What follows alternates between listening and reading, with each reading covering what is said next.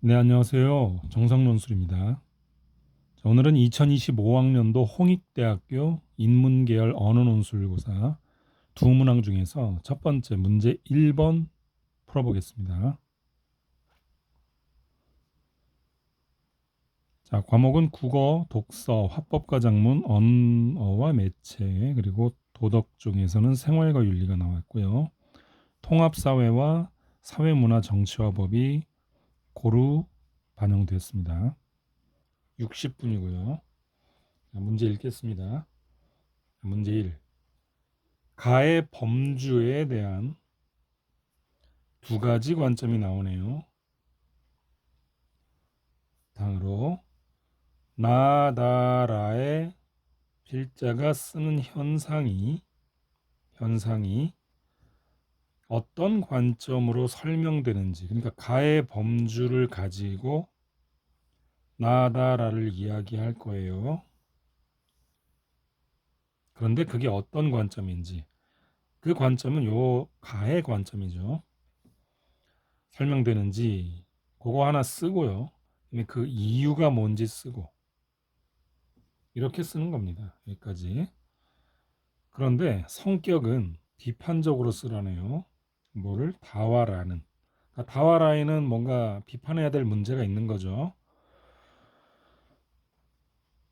단, 또 조건도 있네요. 다 쓸 때는, 비판적으로 다를 쓸 때는 정상가족이라는 그런 범주에 주목하여, 그러니까 정상가족이라는 단어를 쓰라는 거예요. 자, 시작하겠습니다. 가의 범주에 대한 두 가지 관점 읽겠습니다. 가. 인간은 세계의 온갖 대상들을 특정 범주 카테고리에 속한 것으로 인식한다. 범주 나왔네요. 어떤 대상을 범주화하려는 이러한 성향은 진화의 산물이다. 마주치는 동물들에 대해 천적이든지 먹이든지 등으로 범주화하는 능력이 중요했다. 그런데 인간이 세계를 범주화하여 인식하고 있다는 것은 분명한데 그에 비해 범주를 어떻게 정의하는가에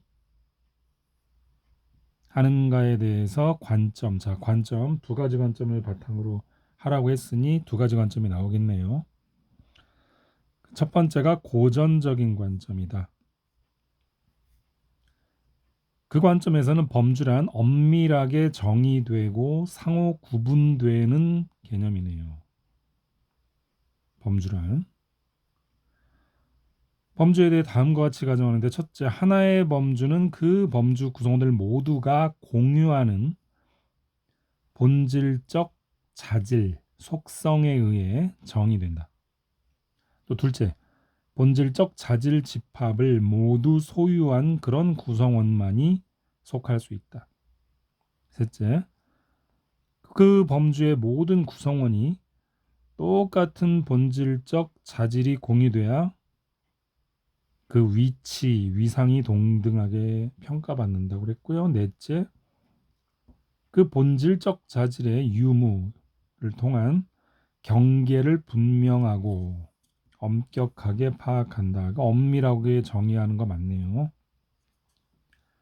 예컨대 정사각형이라는 범주가 있을 때 그 정사각형이 네 변의 길이가 같고 내각이 직각인 그런 본질적 자질로 정의되는데, 그래야만 그 자질이 있어야만 정사각형 범주의 구성원이 될 수 있고, 그렇지 않으면 구성원이라 할 수 없다는 거죠. 자, 대충 그런 얘기. 자, 이러한 입장에 대해 다음과 같이 반론이 있네요. 하나는 어떤 범주를 더 전형적으로 대변하는 구성원이 있는가 하면 그렇지 않은 구성원도 있다는, 이게 반론이네요. 가령 참새와 비둘기, 펭귄과 타조는 모두 새지만 참새와 비둘기는 더 전형적인 구성원인데 비해 펭귄은 날지 못하죠. 아, 그러니 전형적인 구성원으로 인식되지는 않는다라는 얘기. 게임이라는 범주에 대해서도 얘기하네요. 게임, 보통 경쟁이 있고 전략, 육체적 기술, 즐거움을 목적으로 하는 등의 특성 존재하지만 경쟁이 없는 게임도 있고 전략 필요치 않고 육체적 기술 필요치 않고 또 즐거움마저 필요치 않는 게임도 있다네요. 그래서 공통자질이 존재하지 않아도 하나의 범주로 인지될 수도 있다는 그런 어떤 예외적인 게 있다는 건데 이건 아직 관점이라고 보긴 힘들죠. 그 하나의 관점에 대한 반론이니까 이건 관점이 아니고 자, 이러한 생각을 바탕으로 하여 범주를 다음과 같이 바라보는 대안적 관점. 자, 이게 두 번째 관점이네요. 그러니까 이 반론 때문에 생긴 관점이니까 여기서 주목해야 돼요. 이게 두 번째 관점. 첫째, 범주의 구성원들을 함께 묶는 주요 자질들의 집합이 존재하지만 모든 구성원의 주요 자질 모두를 갖출 필요는 없다. 자, 이게 대안입니다. 둘째, 범주의 구성원들은 모두 구성원이 아니라 몇몇 구성원과만 어떤 자질, 공유 이렇게 될 수도 있다네요. 셋째, 어떤 구성원은 다른 구성원보다 더 전형적인 구성원으로 간주될 수도 있고요. 넷째, 자격을 갖는 항목들의 경계가 어디까지인지 그게 분명하지 않은 그런 범들도 있다는. 약간 아까 그 반론에서 나온 관점답죠. 자, 이걸 이제 이따가 나다라를 읽으면서 쓸 거예요. 두 가지 관점을. 하나는 고전, 하나는 대안이에요. 이때 어떤 범주의 전형적인 구성원이 무엇인가 하는 것은 사람들이 그 범주와 관련하여 주변에서 자주 접하는 것이 무엇인지에 따라, 즉 경험에 따라 달라질 수 있다. 가령 휴식할 때 마시는 음료에 대해 생각할 때 미국에서는 커피 전형이지만 영국에서는 차가 더 전형이죠. 하지만 영국인이라도 휴식 시간에 매번 커피를 마셨다면 커피를 먼저 떠올릴 수 있겠죠. 자, 상황에 따라 달라지네요.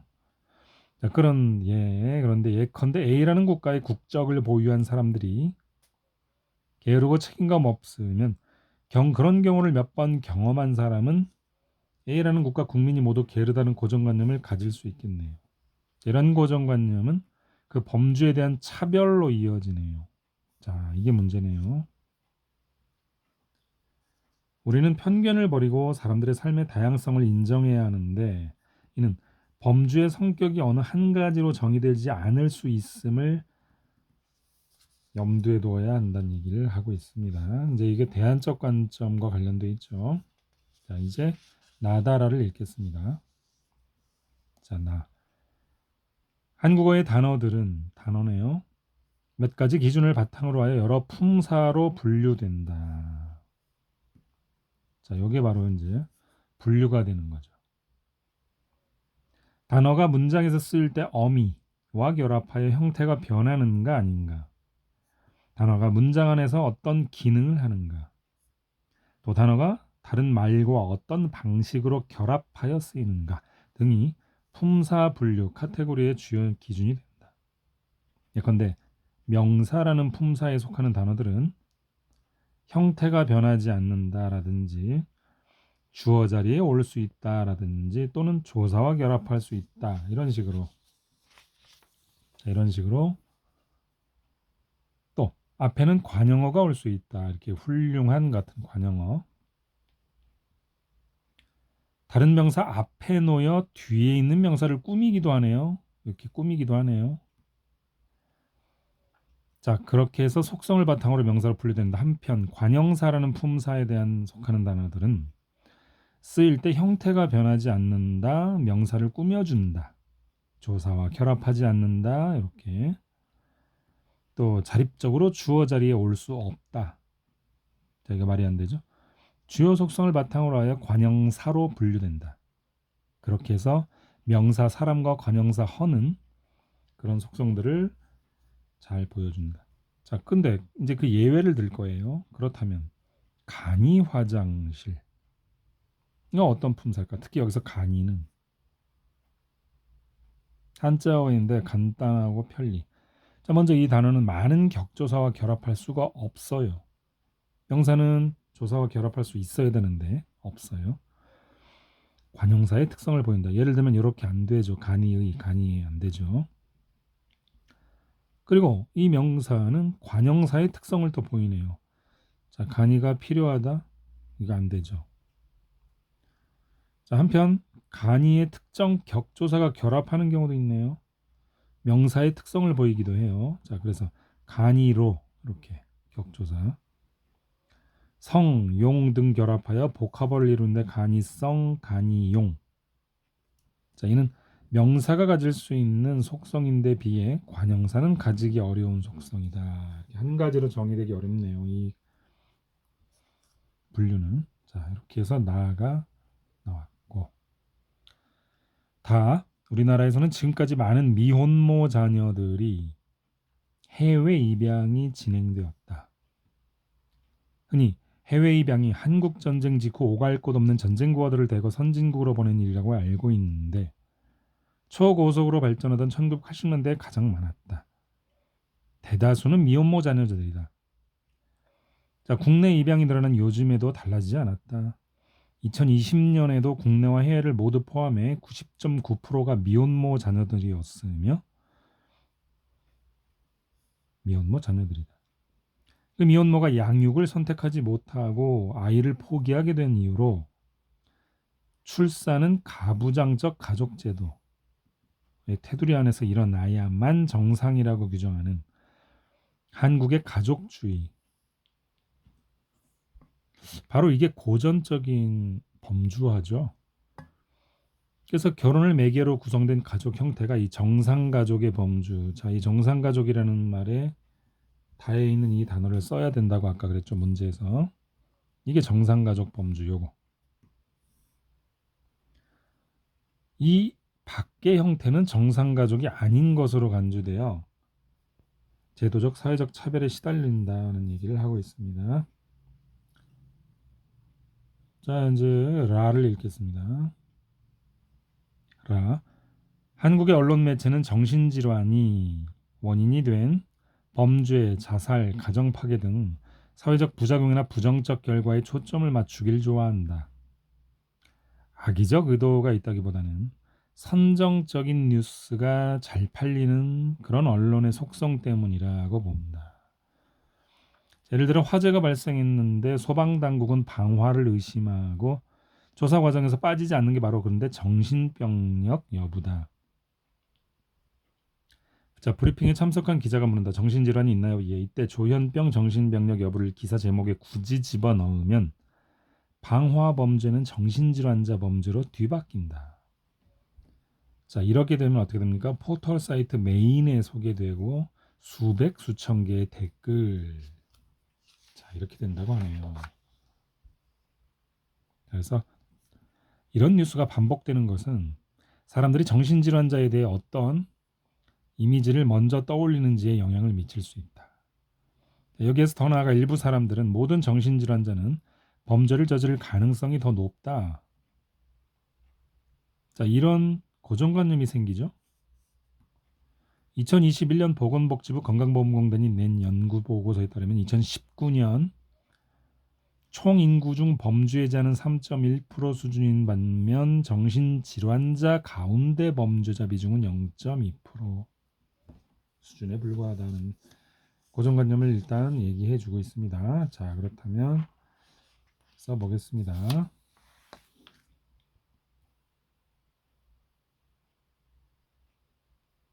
자, 제시문 나부터 얘기해야 되겠죠. 자, 문항 1. 자, 제시문 나는 바로 시작합니다. 나는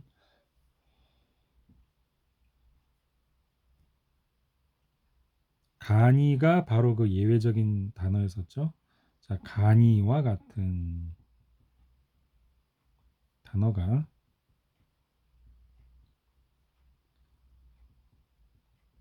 어떤 한 카테고리로 분류할 수 없다라는 그 내용을 먼저 써줘야 되겠죠. 이걸 모두 다 갖고 있는 거예요. 명사, 관형사 특징을. 자, 그런 점에서 모두 갖고 있다는 그런 점에서 품사의 경계가 불분명하죠.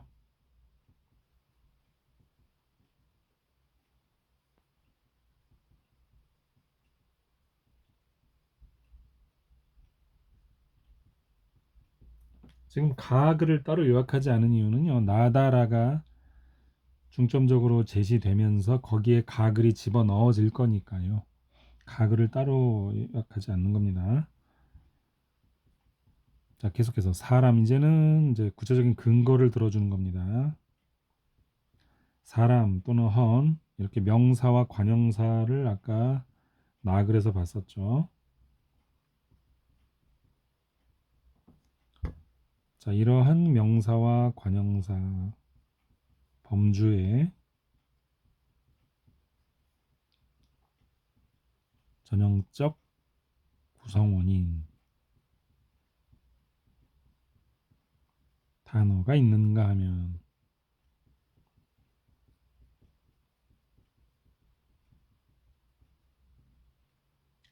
자, 그런데 간이 같은 예외가 있다, 그 얘기를 해야 되죠.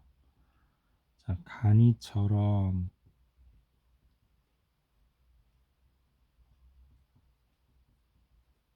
자, 그렇지 않은 단어가 있다.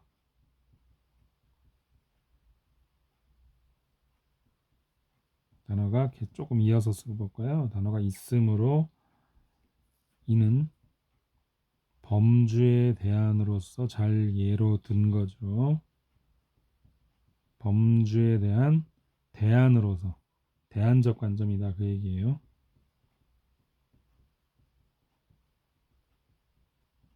관점으로 볼 수 있다 또는 설명할 수 있다, 다 됩니다. 자, 계속 이어서 이번에는 다는, 여기에서 정상가족이라는 단어를 써주라고 했죠.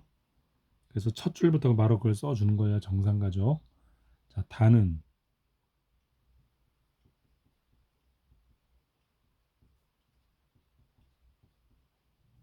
그 결혼이라는 그런 자질을 갖추고 있는, 그런 자질이 있는 가족을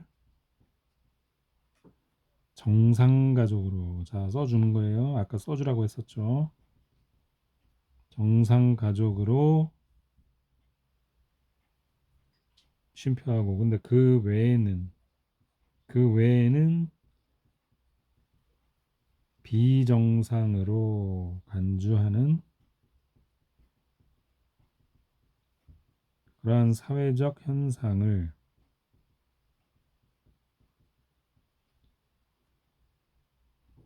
언급하는데, 이는 사회를 바라보는 그런 시각에 대해, 그런 시각에, 범주의 어떤 고전적인 관점이었죠. 시각에 범주에 대한 고전적 관점을 적용한 거죠. 이게 이제 나중에는 비판을 받는다, 이게 얘기예요.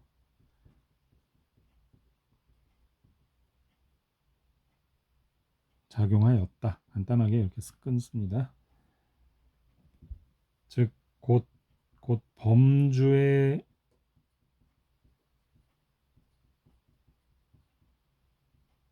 자질이 고정적이고 또 경계가 이렇게 경계가 분명이죠. 분명하다는 그런 생각이다. 생각이 잘 반영되었다. 생각이 반영된 예다. 반영된 예다. 이렇게 상수를 한 번 더. 어쨌든 다 그래 두 갈식으로 먼저 얘기한 거예요. 이는 고전적 관점이다라고. 이게 두 갈식이에요. 그리고 그 근거.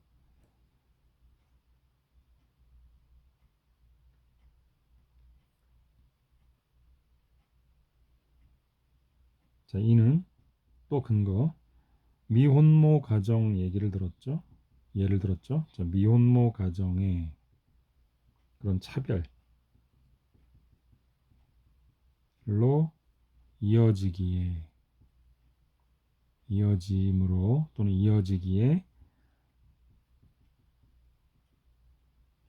그런 결혼 자질 없는 유형의 가족들을 우리가 이제 차별하게 되는 문제가 발생하는 거죠. 가족 범주에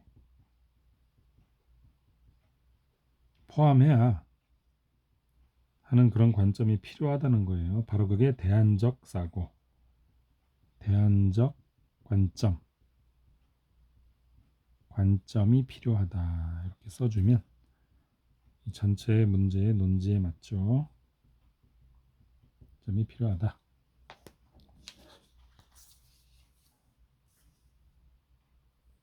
자, 계속해서 마지막으로 이제 라. 자, 나 적당히 좀 많으니까 문단 하나 뺄게요. 그래서 라. 이번에는 라는 자, 정신질환자 나오죠. 자, 요 정신질환자.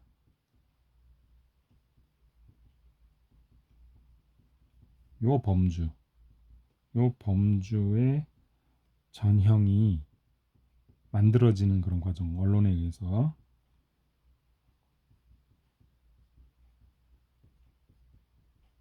만들어지는 과정을 보여준다.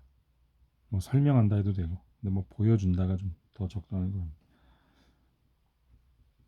자, 바로 누가? 뉴스 보도가.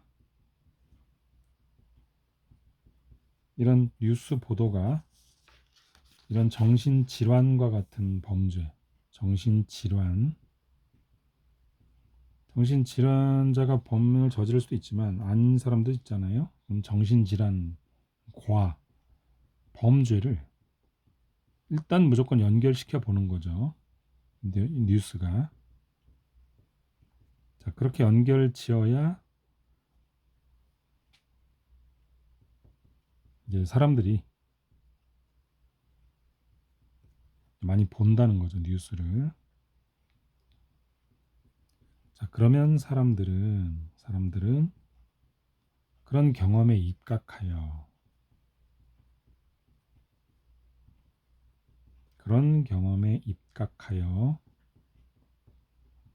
그런 경험을 바탕으로 정신질환자 범주를 생각할 때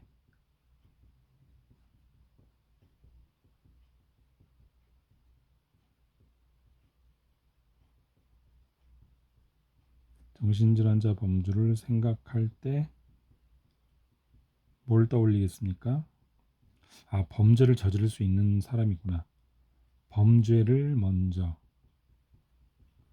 떠올릴 수가 있게 되는 거죠.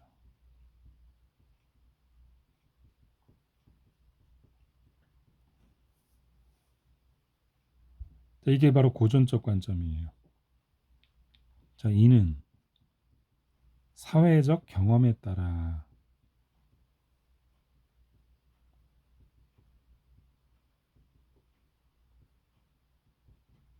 사회적 경험에 따라 범죄의 전형이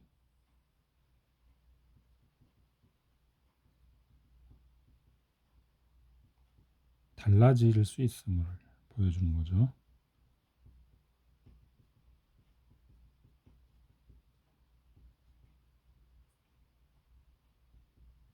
보여줌으로 조금 더 이어서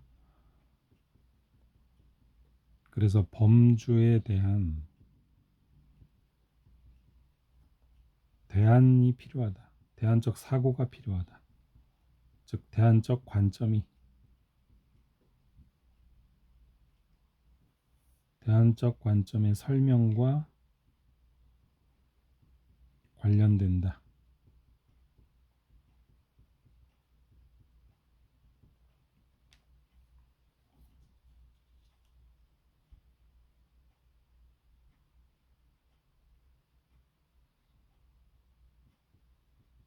뭐 상황을 계속 이어가서 그런데 일부는 그런 이미지를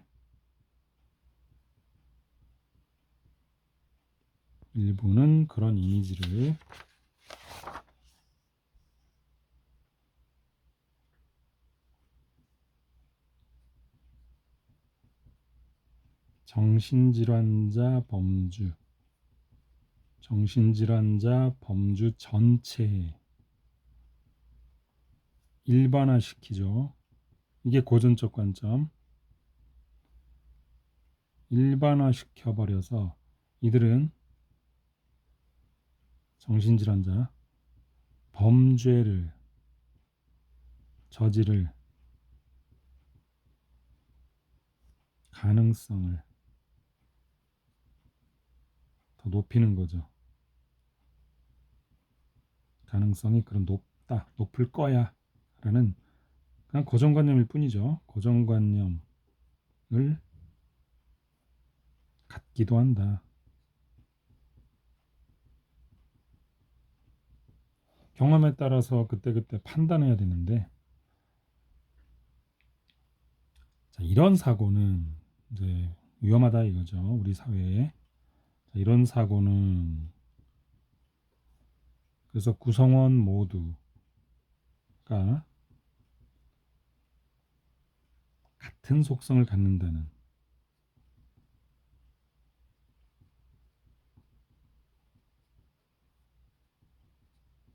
그런 생각이 잘못된 건데, 갖는다는 생각이 전제되어 있어서 그런 거죠. 생각이 전제되는 점에서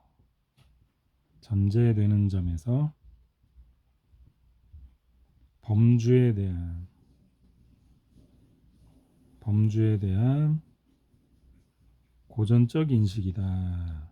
고전적 관점이다. 이러면 되겠고요. 고전적 관점에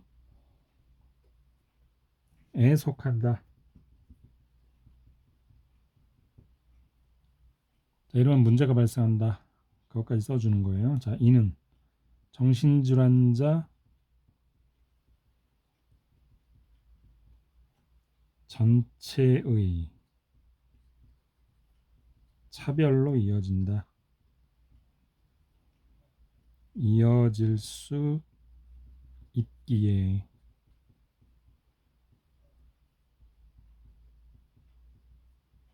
어떤 한 가지 경험, 뭐 정신질환자가 범죄를 저지를 수도 있겠지만 그 한 가지 경험만 가지고 속단을 해버리면 안 된다는 거죠.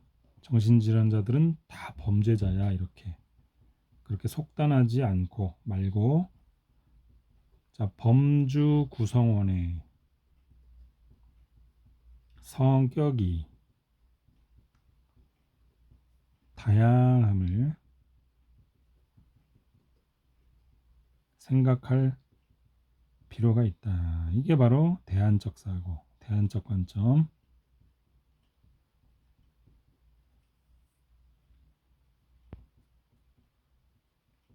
자, 마지막으로 이제 뭐 해결책이라면 뉴스가 바로 그런 보도들이 대중의 인식에 미치는 영향을